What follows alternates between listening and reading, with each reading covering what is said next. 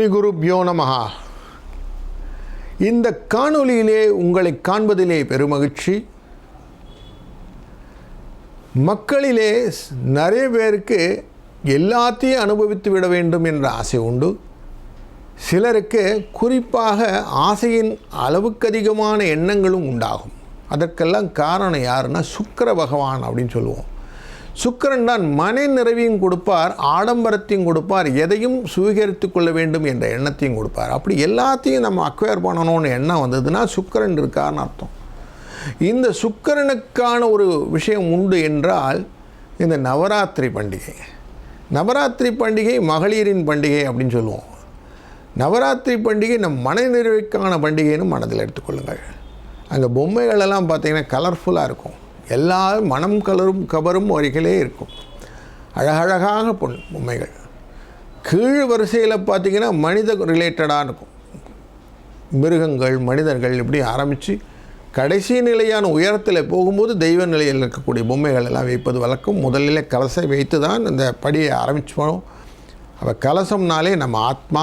இப்படி எல்லாத்தையும் ஒருங்கிணைத்து வைக்கும்போது இந்த நவராத்திரி பண்டிகையின் கொலு வைத்தல் அப்படிங்கிற வைபவம் நம்ம மனதை அப்படி ஒருநிலைப்படுத்தி எல்லாத்தையும் சீர்தூக்கி பார்க்க வைத்து விடும். அப்படிப்பட்ட அழகான பண்டிகை. இதில் இன்னொரு சிறப்பு என்னவென்றால், இங்கே முப்பெரும் தேவிகளான துர்கா லக்ஷ்மி சரஸ்வதியை நாம் வந்தனம் செய்வது. அதாவது யாருக்கெல்லாம் தைரியம் இருக்கோ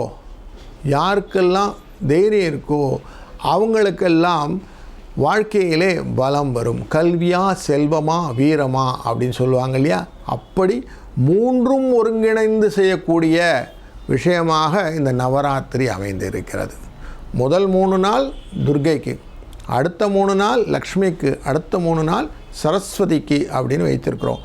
அப்படி வைக்கும்போது இந்த 9 நாளும் அப்படியே நமக்கு லக்ஷ்மி கடாட்சங்களையும் ஐஸ்வர்யங்களையும் கொண்டு சேர்க்கக்கூடிய வரங்கள் பெறலாம்.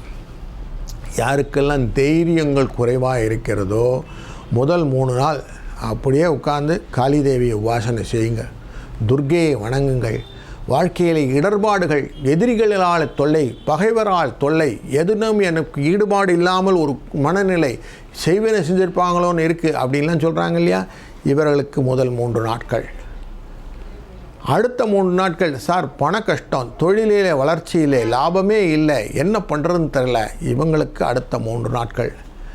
குழந்தைகள் சரியாக படிக்கலை, அவங்க மனநிலை சரியில்லை, இவங்க வெளியில் வாழ்க்கையில் எப்படி இருப்பாங்களோ தெரியல, இவங்களை பற்றின கவலைகள் இருக்குது, தொழிலிலே வளர்ச்சியும் இல்லை, விருத்தியாகவில்லை என்பவர்களுக்கு அடுத்த 3 நாட்கள் என்று 3 நாட்களை பிரிக்கும் போது தெளிவான விஷயம் நவராத்திரியில் நமக்கு கிடைக்கும். இது எப்படி கொண்டாடணும் அப்படின்னா, முதல் 3 நாட்கள் சிவப்பு கலரினால் மலர்கள், செம்பருத்தி, விருட்சி, இந்த மாதிரி பூக்களை வாங்கி கொண்டு வந்து அவள் காலடியிலே சேர்ப்பீங்கள். துர்க்கையை வணங்குங்கள். குங்கும பிரசாதங்கள் எல்லோரும் கொடுப்போம். அன்றைய வழக்கம் போல் நவராத்திரியும் போது சுண்டல்கள் உண்டு, அதெல்லாம் செவ்வனை செய்து விடுவோம்.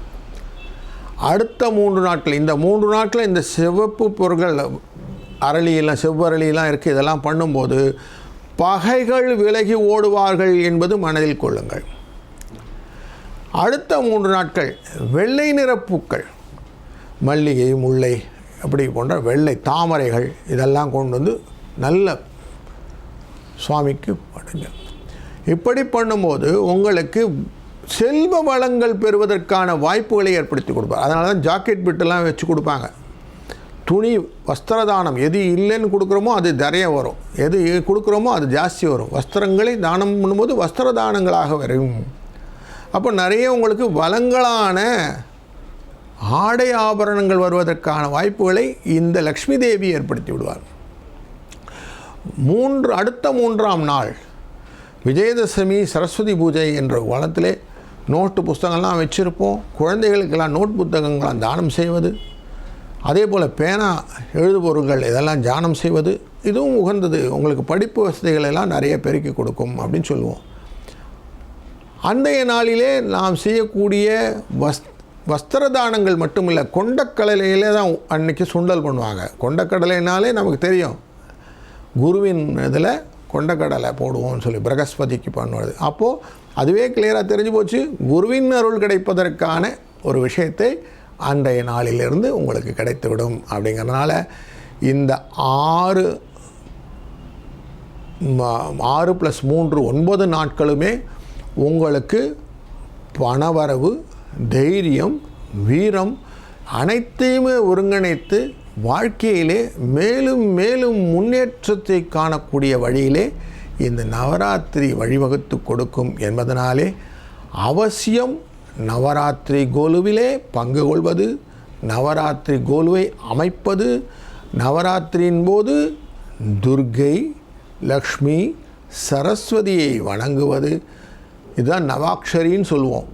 3 பேரும் சேர்ந்தால் நவம், 9 நாட்களுக்குரிய நவ அக்ஷரி அப்படின்னு சொல்லக்கூடிய அத்தனை விதமான பலனும் கொடுப்பாள் அந்த துர்க்கை மாதா.